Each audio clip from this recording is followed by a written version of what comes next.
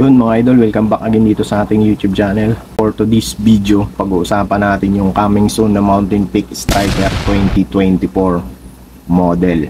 Meron siyang papalabas ngayon na papalabas pa lang, pero pwede na kayong mag-pre-order sa bike shop na babanggitin ko dito sa video natin, kung saan kayo pwedeng umorder. Magpa-reserve na kayo kasi pag lumabas to, tiyak maraming kukuha nito. So yun mga idol, nabalik tayo dito kay Mountain Peak Striker 2024. Okay. May lalabas na tatlong sukat, 46, 48, and 50. Yan yung sukat na available na lalabas sa kanya. Tapos ang components na ginamit dito is Shimano Sora R3000. Ang kanyang STI, ang kanyang FD, at ang kanyang RD.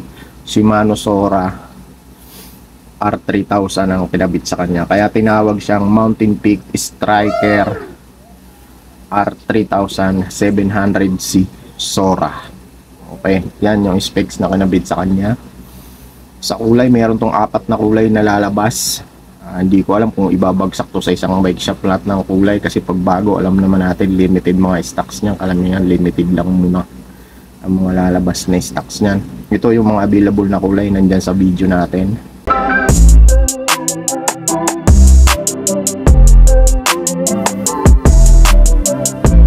Meron siyang color red, tapos ito yung isa, yung parang light lang ng mga kulay niya. Black, meron, di mawawala ang black. Pero may napansin ako dito kay Mountain Peak Striker, itong papalabas na bago ngayon, is hindi na ganun kanipis ang frame niya. Yung dating mga Striker, masyadong maninipis yung frame nun masyadong magaan yung mga dating Mountain Peak Striker. Ito parang may nabago sa kanyang frame niya dito sa, tingin ko pa lang dito sa picture, na bago yung down tube niya Parang pinataba na nila ng konti, pati yung kanyang rigid fork, parang tinabaan nila ng konti. Pero yung seat tube ganun pa rin. Pagka aerodynamic pa rin yung seat tube niya, flat pa rin. Ito yung top tube niya, parang tinabaan nila ng konti, Base lang yan dito sa tingin ko dito sa picture, kasi picture pa lang mga lumalabas ngayon. Wala pa tayong nakikita ang maghahanap tayo ng shop kung saan tayo makakita ng pag lumabas na siya, bablog natin yan syempre. Ayan, ito yun yung mga nabago, parang yung tingin ko mga nabago sa kanya, disc brake pala to mga idolo, yung mga dating Striker mayroong mga rim brake merong disc brake, merong rim brake, pero ito disc brake na siya. Okay, nito is RP nito is 28,000, Yan. Pwede na kayo mag-pre-order dito kay kay Pops Bike Shop. Meron na rin siya, nag-post na rin sa kanyang Facebook page na meron siyang paparating, Pwede na kayo mag-pre-order sa kanya, PM nyo lang sa kanyang Facebook page, Pops Bike Shop.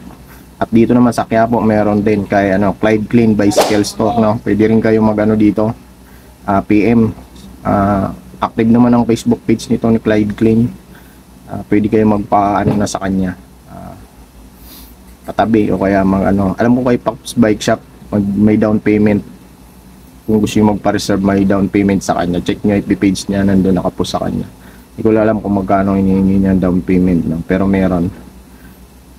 Siyempre, kailangan niya ng down payment para talagang sure buyer yung magpapa-reserve sa kanya. Kasi baka mamaya merong paglumbas, may maganap sa store niya, tapos hindi niya binigay, kung kunti lang naman stock niya, tapos hindi niya pa binigay kasi may nagpa-reserve, tapos yung nagpa-reserve na yun hindi naman natuloy kunin, kaya kailangan niya ng down payment, assurance na yun na talagang kukunin niya yung item na pina-reserve niya. Ganun talaga, negosyo yan mga idol, business.